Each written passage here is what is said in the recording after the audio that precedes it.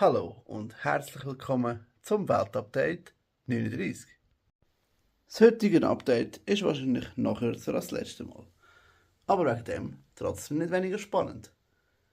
Wir haben nämlich hier unser Dorfzentrum, ergänzt durch den Wanderweg, die Brücke, der Fluss geht weiter, ein Wasserfall, die Stege geht endlich weiter und oben ist schon ein bisschen erkennbar, dass dort mal ein Wanderweg wird durchführen. Die hat 1038 Teile. Ich habe eine Woche gebraucht, um das zu bauen und habe etwa 150 Schweizer Franken Materialkosten gehabt, bis ich das alles zusammen hatte. Mitgerechnet die Sachen, die hier in der Mitte zu sehen sind. Die sind vom Lego-Set 60380 Town Center.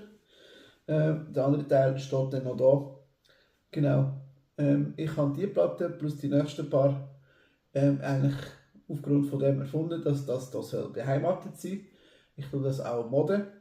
Also meine Brücke ist zum Beispiel schon doppelt so lang. Plus es gibt noch eine Brücke hier rüber, weil da oben geht nachher der Wanderweg durch. Genau. Zu der Platte selber. Wir haben hier den Anfang von unserem Wanderweg, der dann hier über die Brücke geht, die ich letztes Mal gezeigt habe. Wir haben den Bach, der fährt dann von da hinten an, geht hier neben durch und unten durch. Dafür. Wir haben unseren Wasserfall, der runtergeht. Und weil er runtergeht, hat es da unten da die Ripple-Effekt. Ich weiß nicht, wie gut man das sieht.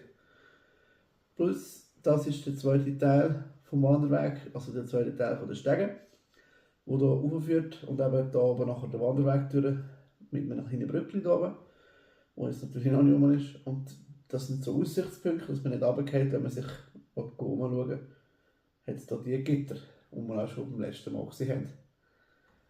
Genau, es hat hier Duplo, Lego und OpenBricks, weil die halt stapelbar sind.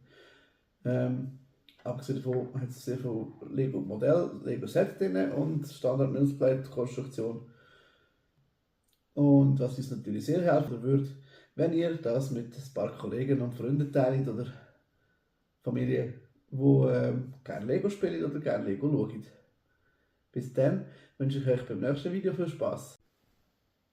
Nur ganz kurz, ich kann euch noch zeigen, wie die Platte von oben aussieht.